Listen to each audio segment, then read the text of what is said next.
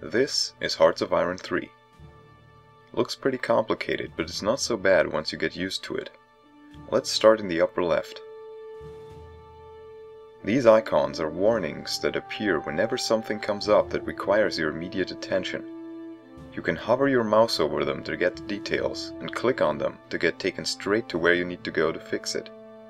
Once the problems are fixed, the icons will disappear.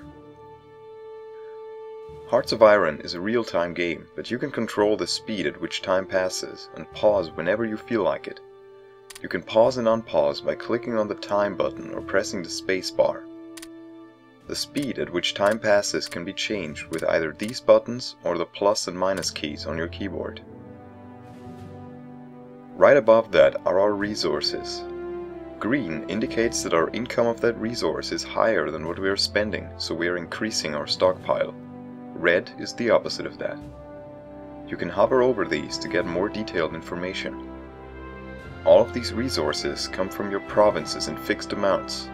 The only way to increase them is to trade for them or to research improved technology to harvest more.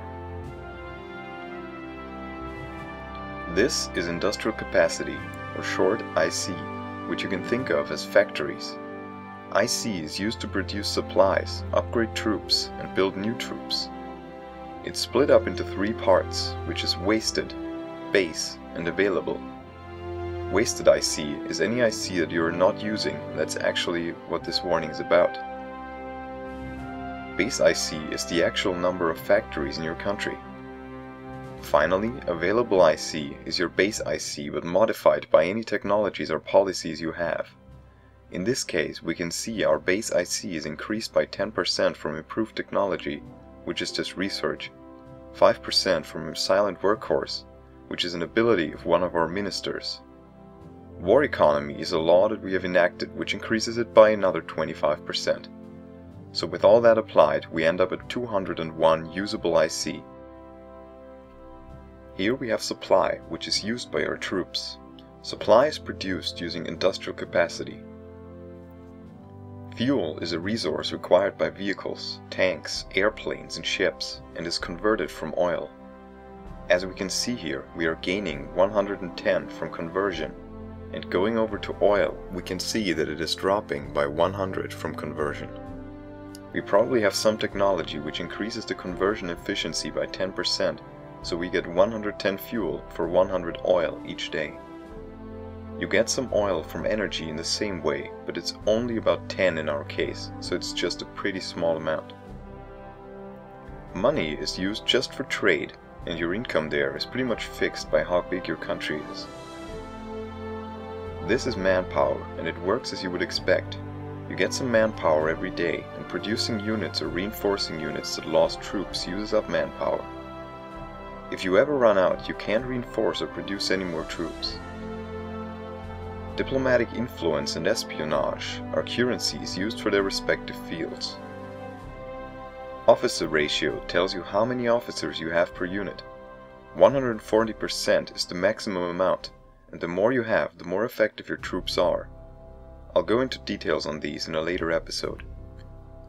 Finally, we have dissent, which shows you how pissed off your people are. Too much dissent can lead to revolts. National unity is how much your people agree with your war.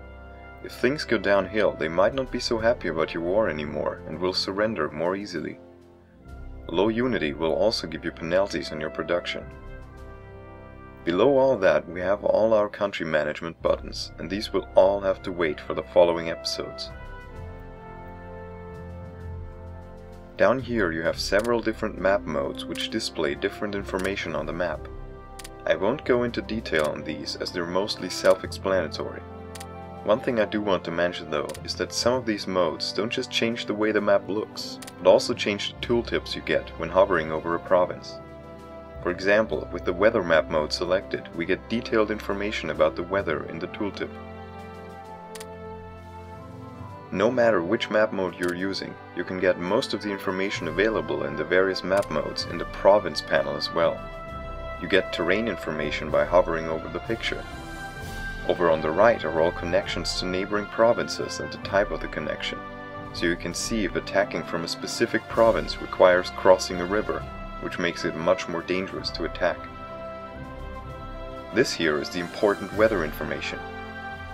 Intel lets you know how much information you have about the province, just like the map mode. There's the risk of revolts, manpower, leadership, and resource income from this province. And finally, information on infrastructure and other buildings. Down here next to the minimap you can review your faction's victory conditions and see how many conditions the other factions have completed so far.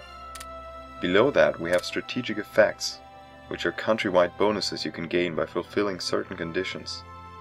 So for example, to gain the Pact of Steel strategic effect, which increases supply and research efficiency by 5%, both Germany and Italy need to be members of the Axis.